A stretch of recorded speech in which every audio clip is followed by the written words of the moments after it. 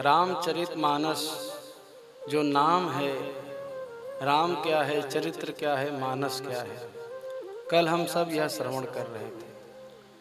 तो गोस्वामी तुलसीदास जी कहते हैं भगवान राम जो को यदि पाना है तो सबसे पहले मन को ठीक करना है, फिर चरित्र को ठीक करना है, फिर ऊपर में बैठे हुए राम हमें मिल जाएंगे।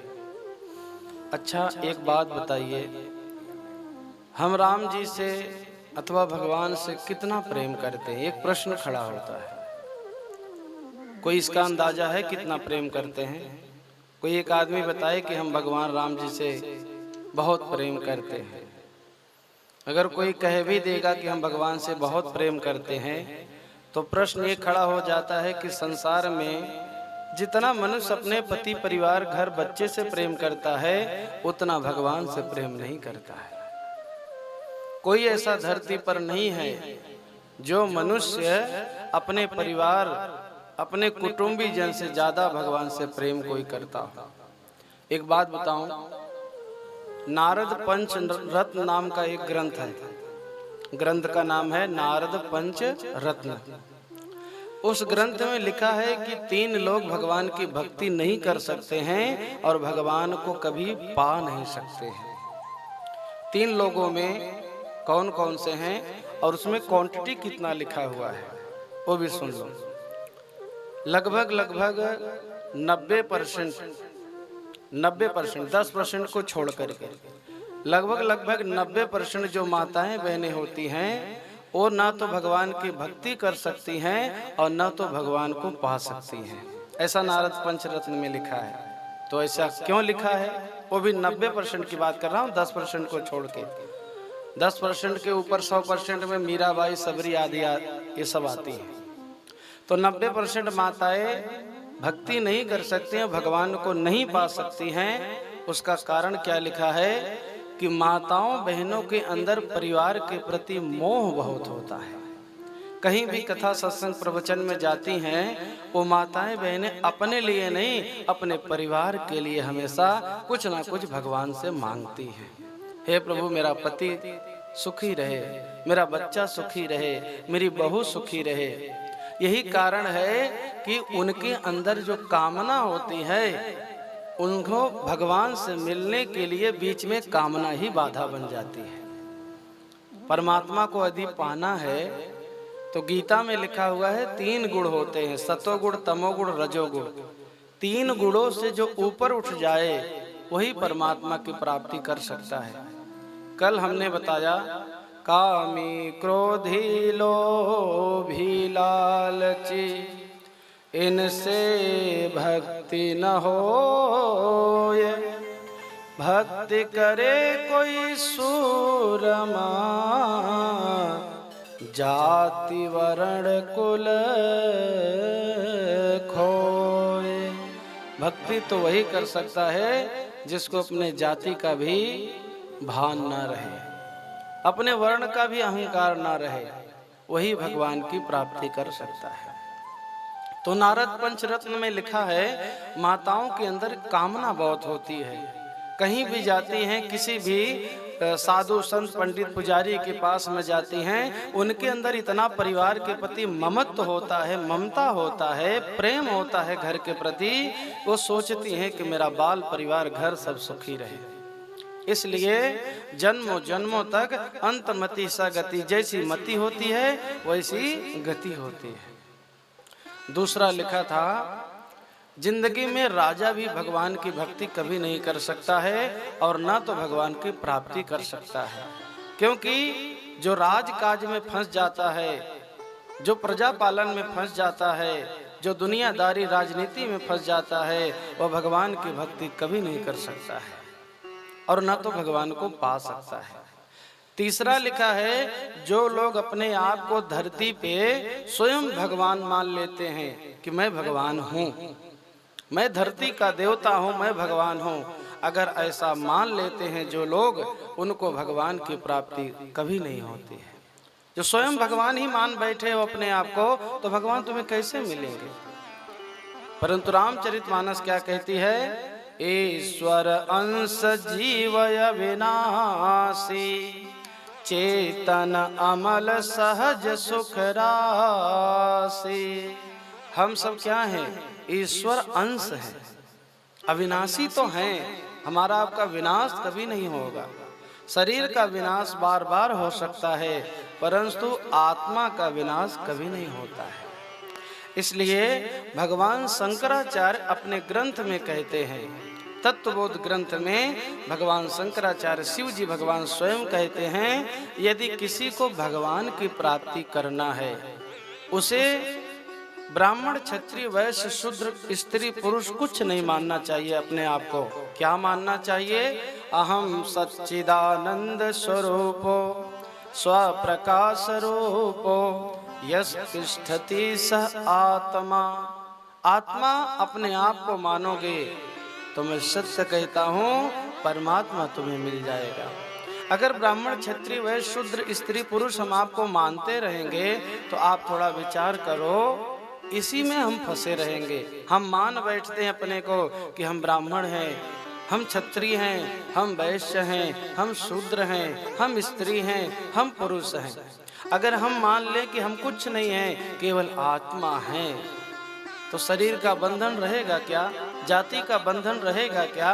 बंधन से मुक्ति मिल जाएगी। वैसे भी एक बात समझ लो, इस संसार में हम सब कथा तो सुनते हैं, भक्ति भी करते हैं, भजन भी सुनते हैं, सब कुछ करते हैं, परंतु एक बात समझो, जितना सुनते हैं क्या उतना मानते हैं? नहीं मानते हैं उतना। एक बात थोड़ा कड़वी बात है, ऐसा नहीं कि मैं अपने जाति की बड़ाई करूं और बाकी जो लोग हैं उनका निंदा करूं, ऐसा नहीं है।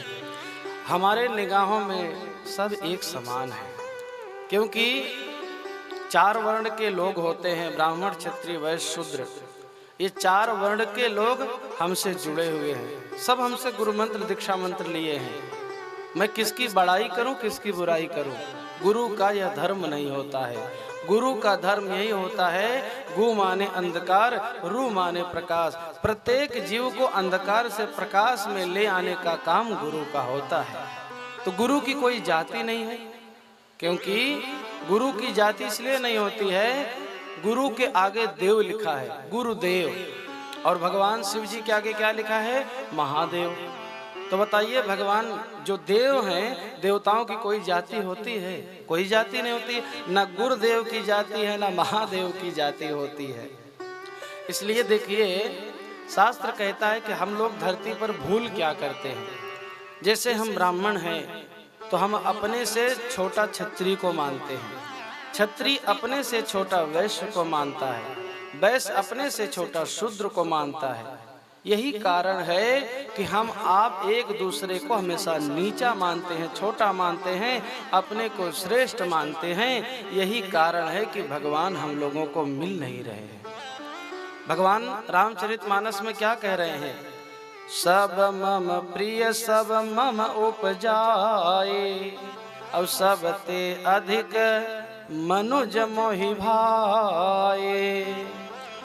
सब मम प्रिय सब मम उपजाए, और सब ते अधिक मनुज मोहि भाए। अब बताओ, भगवान कह रहे हैं मनुष्य मुझे प्यारा है। किसी जाति का नाम भगवान ले रहे हैं क्या? नहीं ले रहे हैं। और हम आप क्या कर रहे हैं? जाति पाति में फंस करके अपने सनातन धर्म का नाश कर रहे हैं। अगर सनातन को आगे बढ़ाना है तो हम लोगों को जाति पाति से बाहर निकलना पड़ेगा।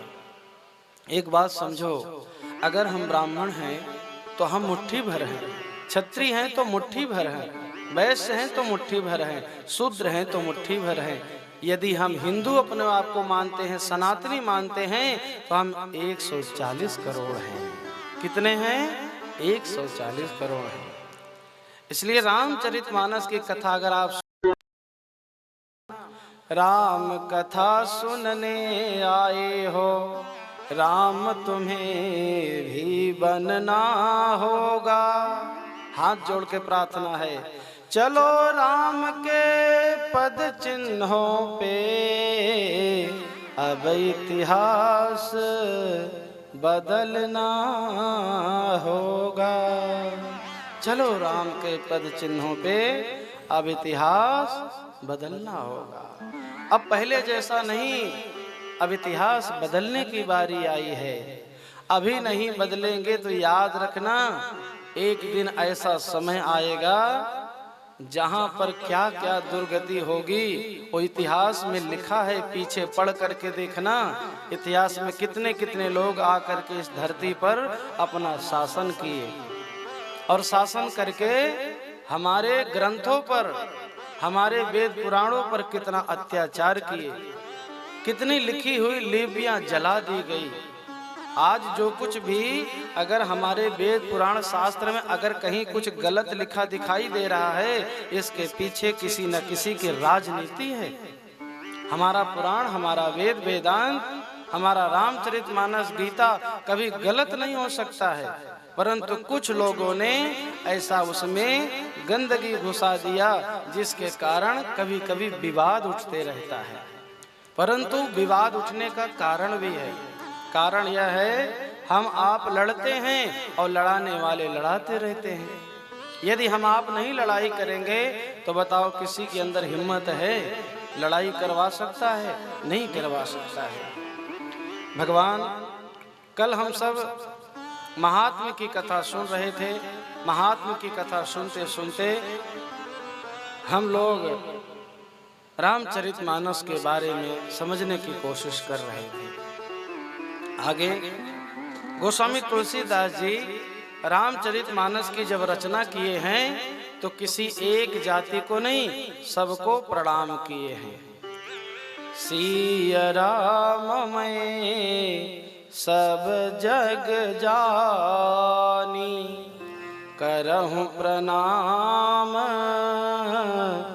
जोरि जुग पानी। हमारे गोस्वामी तुलसीदास जी कहते, सी राम में सब जग जानी। पूरा संसार क्या है? सिया राममय है। सब जगह यत्र तत्र सर्वत्र कौन है? मेरे राम जी हैं। एक बात बताऊं, प्रति दिवस प्रभु जी आते हमारे लिए, उनको हमने कभी यहाँ निहारा नहीं। रवि के उगने में कोई कमी है नहीं, रवि के उगने में कोई कमी है नहीं। नेत्रता में हमारे कमी रह गई, नेत्रता में हमारे कमी रह गई। करुणा में कोई कमी है नहीं,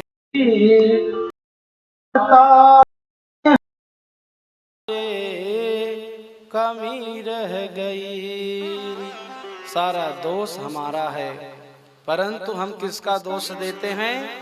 भगवान को दोष देते हैं। एक बात बताऊं, गालिब जिंदगी भर भूल यही करता रहा। एक शायर था, कहता है, गालिब जिंदगी भर मैं भूल यही करता रहा, धूल चेहरे पर थी और आईना साफ करता रहा। धूल हमारे चेहरे पर लगी हुई है और हम दिन रात आईना रगड़ते जा रहे हैं। धूल चेहरे पर है और आईना साफ कर रहे हैं। भैया, हमें आपको हमेशा आईने का दोष नहीं होता है, दोष तो हमारे चेहरे का है। जैसा हमारा चेहरा होगा आईना वैसा ही दिखाएगा। इसलिए कहते हैं, रवि के उगने में कोई कमी है नहीं, नेत्रता में हमारे कमी रह गई। नेत्रता में हमारे कमी रह गई। गोस्वामी तुलसीदास जी, सी राम में सब जग जानी, पूरा संसार सिया राम है। कहते हैं, तुझ में राम मुझ में राम, सब में राम समाया, सबसे कर लो प्रेम जगत में, कोई नहीं पराया। कोई पराया है? पराया हम आप मानते हैं तो पराया है। अगर कोई आदमी आपको नीच दिखाई दे, कोई आदमी अपने से छोटा दिखाई दे, अपने से गंदा दिखाई दे, तो बताओ दोष हमारी आंखों का है कि दोष सामने वाले का है? भाई हमारी आंखों में मोतियाबिंद हो गया है, इसलिए हमको आपको गड्ढ दिखाई दे रहा है, सामने वाले का दोष नहीं है। नेत्रता में हमारे कमी रह गई, हमारी आपकी आंखों में कमी है, जिसके कारण सामने वाला हमको नीच दिखाई देता है, छोटा दिखाई देता है, गंदा दिखाई देता है। जिस दिन आपके आंख की मोतियाबिंद समाप्त हो जाएगी, याद रखना उस दिन पूरा संसार आपको सी राम दिखाई देने लगेगा। तो गोस्वामी तुलसीदास जी जड़ चेतन जग जीव जत सकल राम मैं जानी, बंदव सबके पद कमला सदा जोरी जुग पानी। जड़ में चेतन में सब जगह कौन है? मेरा राम बैठा है, मेरा प्रभु बैठा है, मेरा भगवान बैठा है।